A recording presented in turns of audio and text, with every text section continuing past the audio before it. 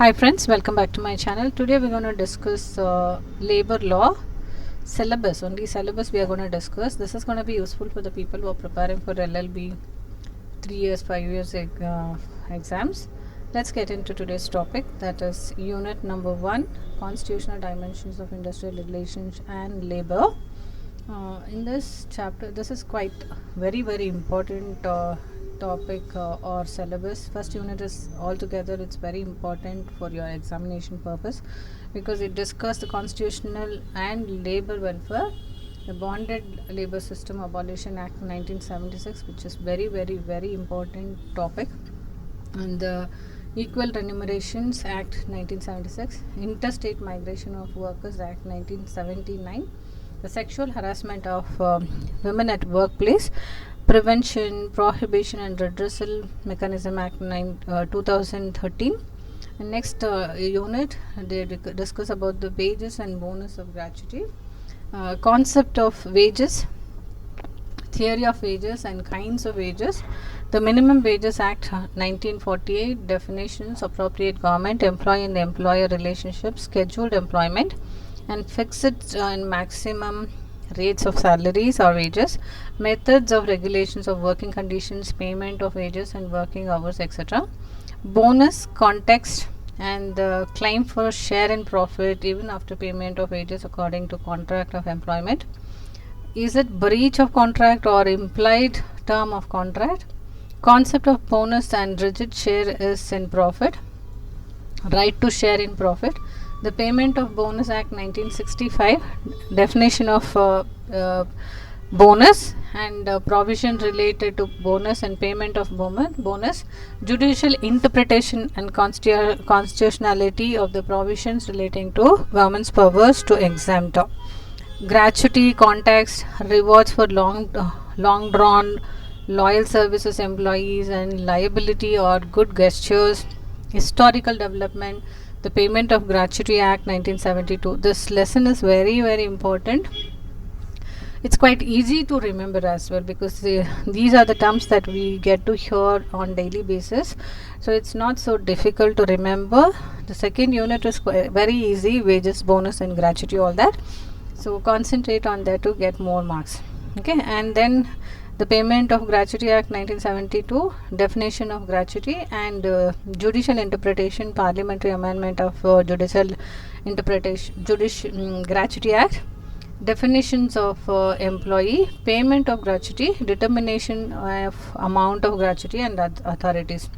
Next, this unit also is very important. Why am I telling every unit is important? You cannot skip.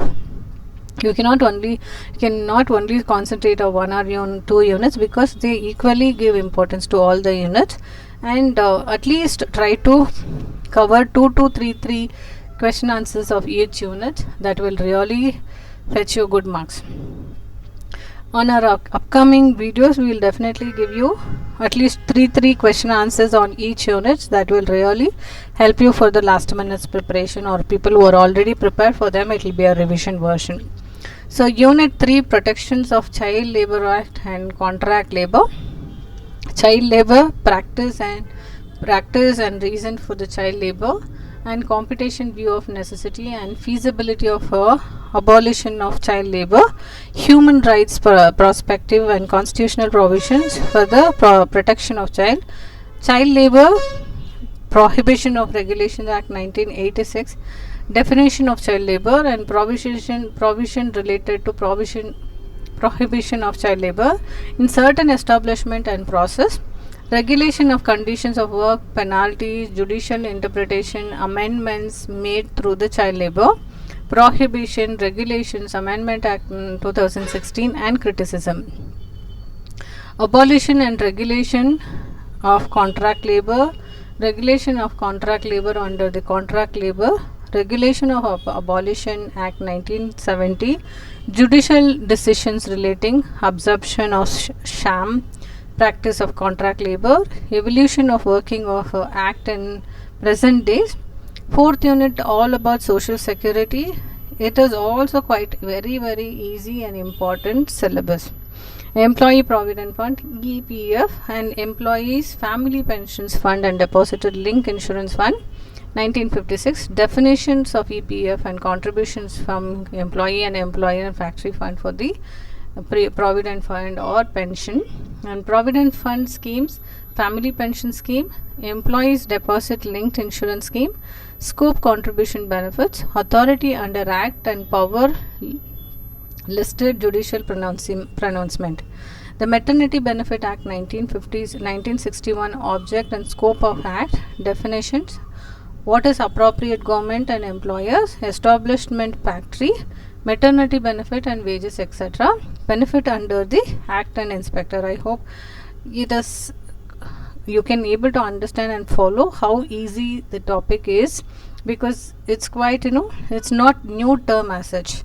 We are getting here the terms every day to day life. So if you can keep reading this for 2-3 times, it will be more easier for you. Protection of unorganized laborers, people who are not organized, do not come under the trade union or register organization. So such laborers, what are the protections for the unorganized laborers? Features and schemes of protections workers in unorganization sector and Organized Workers Social Security Act of 2008. So necessity of protection of unorganized laborers in shops and establishment by regulating their workers conditions in Karnataka Shop and Commercial Establishment Act 1961. Application of Act, hours of work, annual leave with wages and compensation, employment of children and women, authority and penalties.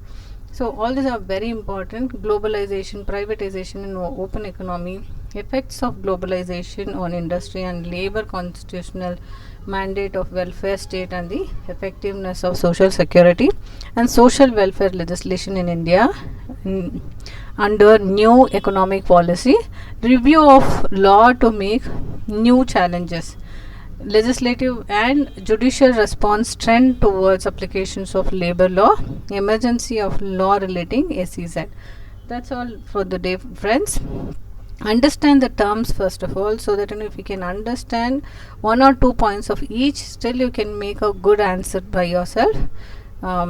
If you want any reference books as such, here is the list. Take a screenshot of it, and I hope this video is useful for you guys. Do like my videos and subscribe my channel for more updates. Thank you and have a great day. Bye.